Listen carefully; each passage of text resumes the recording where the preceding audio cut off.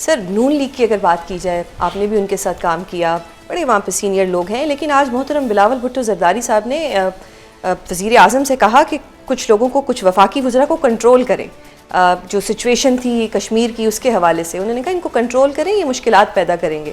In your opinion کس کو سب سے زیادہ کنٹرول کرنے کی ضرورت ہے؟ کنٹرول بات یہ ہے کہ بلاول صاحب اور پیپلز پارٹی اس حکومت کے کولیشن پارٹنرز ہیں، تو یہ باتیں گھر میں کیا کریں یا کہ پبلک کے سامنے. یہ سیاست کھیلنے کی بات ہوتی ہے.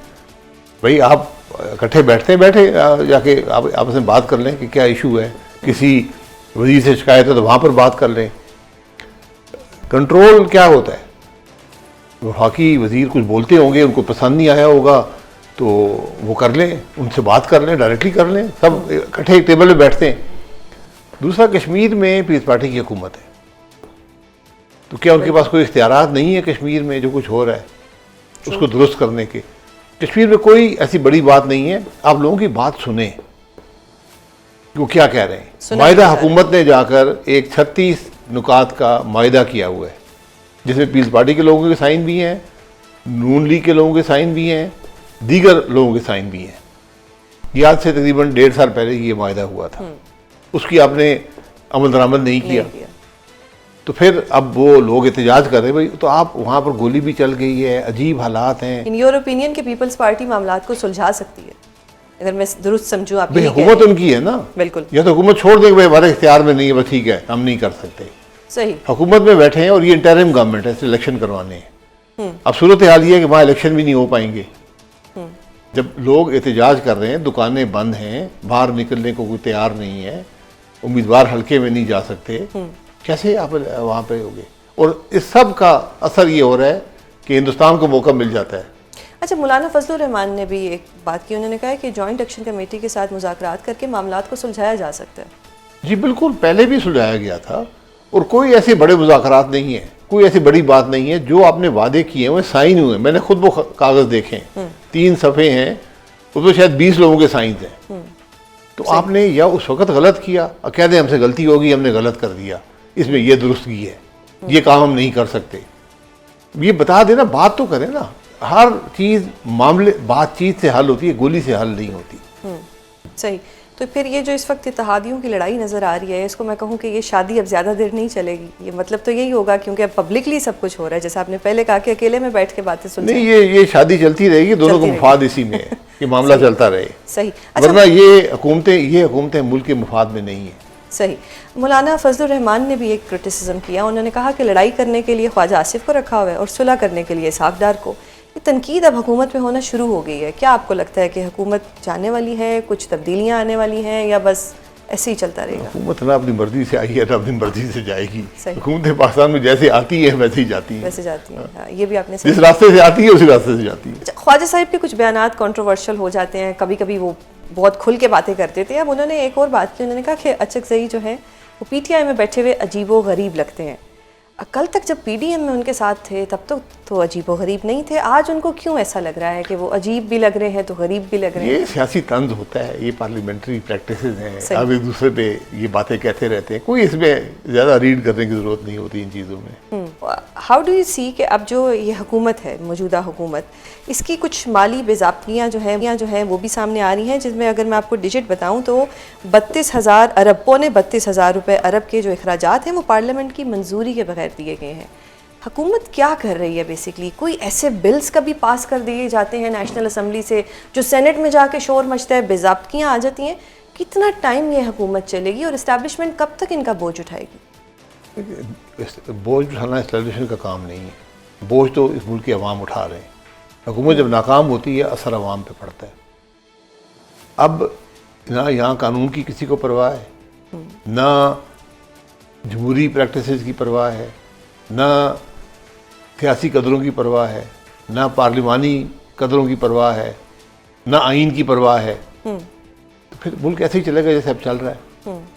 یہ آج پاکستان میں جو حالات ہیں یہ بدترین مارشاء اللہ میں بھی نہیں ہوتے. وہاں بھی کچھ ضابطہ ہوتا ہے، یہاں کوئی ضابطہ نہیں ہے. آپ جو سڑک مرضی بند کر لیں، جس سڑک پہ مرضی بیٹھ جائیں. آپ جہاز خرید لیں, آپ گاڑیاں خرید لیں, کوئی پوچھنے والا نہیں ہے. جہاز آ کے جا کے گلے تو پڑے گا, جب فائلیں بنیں گی فائلوں میں تو کوئی لکھا جائے یہاں گا. کس کے خلاف فائلیں بنی ہیں, یہ تو باتیں ہیں نا کہ لیکن ہوگا. سیزن 2 تو سر سب کا آتا ہے, زرداری صاحب بھی جیل میں رہے, عمران خان صاحب بھی رہے.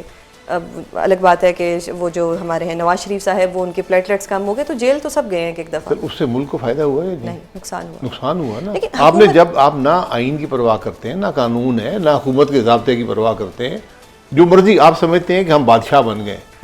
یہاں جو الیکٹ ہوتا ہے, جو وزیر اعظم بنتا ہے, وزیر اعلیٰ بنتا ہے, وہ اپنے آپ کو بادشاہ محسوس کرتا ہے کہ جو میں کہوں گا وہ قانون ہے, جو میں منہ سے نکالوں گا وہ حکم ہے. جمہوریت اس طرح نہیں ہوتی.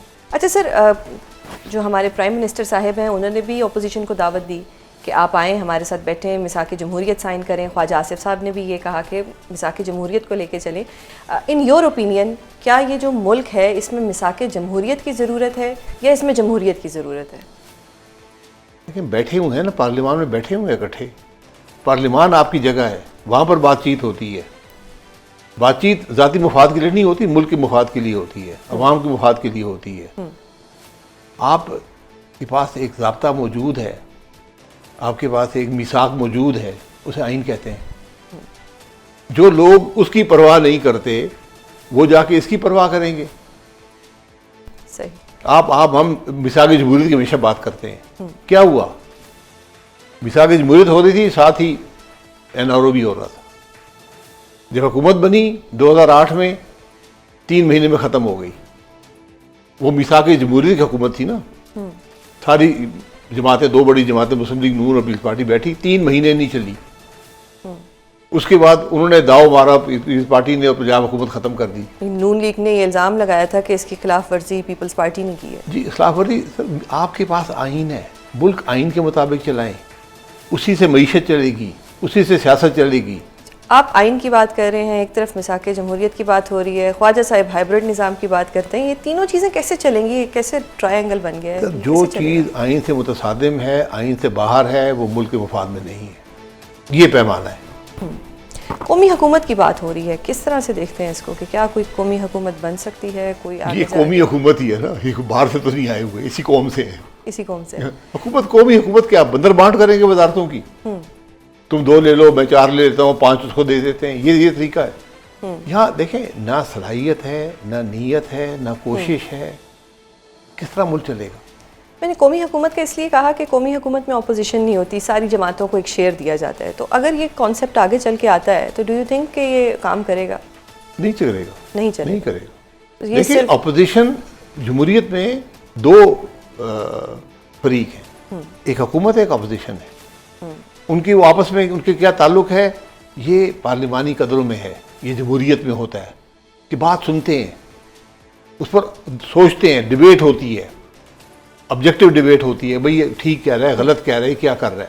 اس کے بعد آپ فیصلے کرتے ہیں. یہاں آپ رات کے اندھیرے میں آئین بدل دیتے ہیں. آپ رات کے اندھیرے میں بغیر پارلیمان میں ڈیبیٹ ہوئے آپ بجٹ پاس کر دیتے ہیں. ایگزیکٹلی. پھر آپ کہتے ہیں